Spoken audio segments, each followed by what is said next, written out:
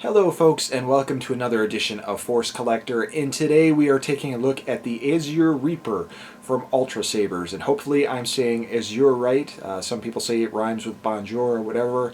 It's one of those words that seems to have a couple different ways to pronounce it, and no one can really come to the conclusion of what the correct way to say it. So for now, rather than struggling through trying to pronounce Azure, I am just going to call it by its secondary name, which is the Reaper.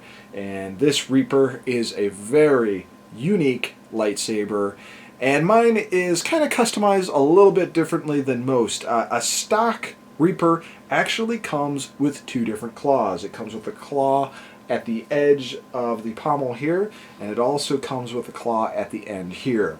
And I'll get into details as to why I took that off, as well as why I took off the shroud on it as well, but I figure we'll just start from the bottom and go to the top and talk about all the different features of this lightsaber.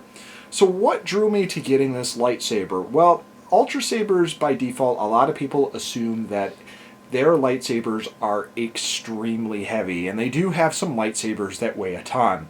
The Renegade, for example, is a heavy lightsaber, kind of meant for that Claymore style of fighting.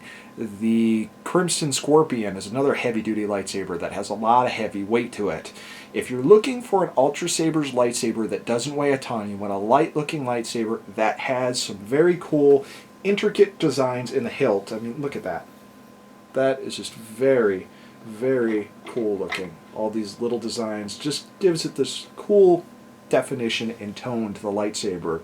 This by far is the lightest Ultrasaber I've ever used, especially considering the electronics I have in it.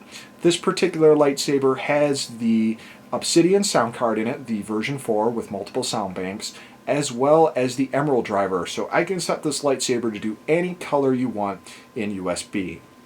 Now, I've only really played with this lightsaber in two colors. It's standard blue, and I tried to do a purple with it. And the purple, not that there's anything wrong with Ultrasaber's purple color, it just doesn't really fit this hilt very well. I'll have to experiment with other colors to see what works, but blue with the blade just looks absolutely fantastic with it, and really stacks up there with a lot of the other lightsabers on the market. Now, I do have this switch to light blue when I turn it on, and of course the lightsaber will light up blue as well, but again, just a great design to it. I love the way this lightsaber looks. I love how light it is. And again, I mentioned that the claws that are on this lightsaber have been taken off. They did come with it initially. They're very cool, but when it comes to dueling with this lightsaber, I find that they often get in the way and can do a little bit more damage than you want to people or yourself. For example, I was about to perform an overhead strike on someone, and not really being cognizant of where the claw was when I was doing the overhead attack, I actually ended up smacking the claw into the top of my head, and it hurt. I mean, that was... I've had a variety of head wounds in the past, and that was a bad one. So something to keep in mind. You want to be careful with this thing, especially if there is a claw coming out the bottom of the hilt. If you're trying to spin this thing, you're going to scratch yourself. There's no doubt about it. So for me, I took both the claws off, and I think the thing still looks amazing, and it's nice and lightweight. So what's next to do? Obviously, let's turn this sucker on and see how bright it is and see how it sounds.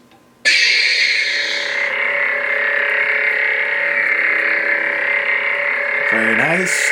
Blue lights up nice. Looks very bright. Here's the lockup function.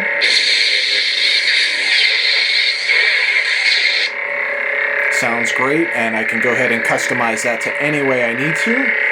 And it's a super loud speaker. This again is a very loud lightsaber. Now, because I do have the longer 36-inch blade on it, I will do a quick demonstration of it, but there won't be many strings because... many swings, just because I don't have a ton of room to compensate for a 36-inch lightsaber. So let's go ahead and move on to the visual demonstration of this thing in full force. Alright folks, so as you can see, it is pretty dark in here. The only ambient light I have is my 3 computer monitors providing the light. It's pretty dark outside, there's not a lot of light here. But regardless, there is some, enough that you can see that this blade is white. Let's see what it looks like when it's turned on in a fairly dark room.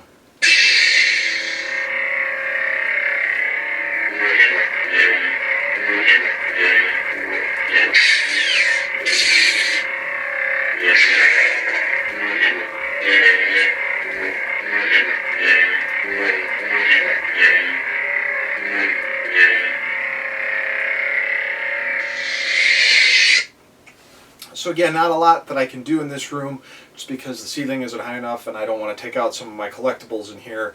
But a very cool lightsaber from Ultrasabers, the Azure Reaper. Check it out. And you can get this in black as well as in a crimson red color, which is pretty cool. It's, my little brother actually picked up a crimson version of this lightsaber at Comic-Con, and that was the reason I ended up getting this one. So thanks for watching, guys, and until next time, enjoy your lightsabers.